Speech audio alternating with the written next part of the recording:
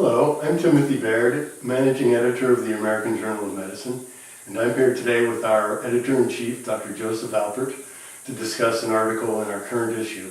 This article regards a mobile health app used to monitor atrial fibrillation. Can you tell us a little bit more about that, Dr. Alpert? Yes, this is a very interesting article, Timothy.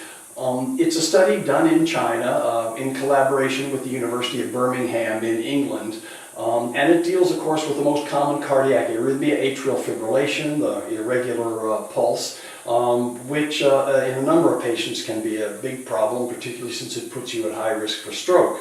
What was done here was a mobile smartphone app was developed to educate the patients and remind them about taking their medications and doctor's appointments and so forth.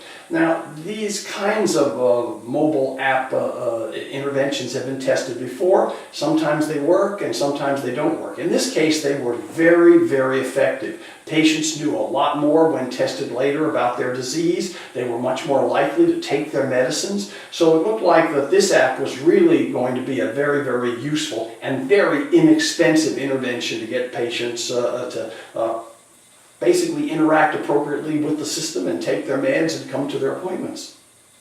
So what would you say are the long-term implications of the use of digital technology in medicine and mobile apps and that sort of thing? Yes, Timothy, there are huge implications here. I don't have to tell you that we live in a cyber world, a world where almost everything these days becomes part of the digital system. And medicine is no exception. We use it all the time for our imaging, our CAT scans, our magnetic resonance imaging. We're all using electronic medical records in the hospital. And so the connection to the patients by these apps is becoming more and more and more common.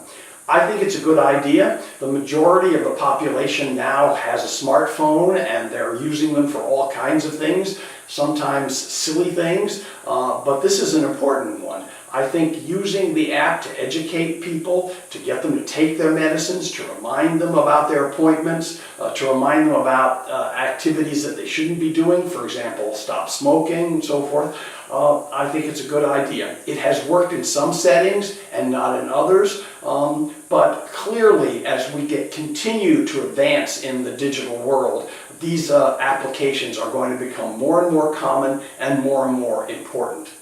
Thanks for reading the American Journal of Medicine. Please stay in touch with us through our website, our blog, or through Twitter or Facebook.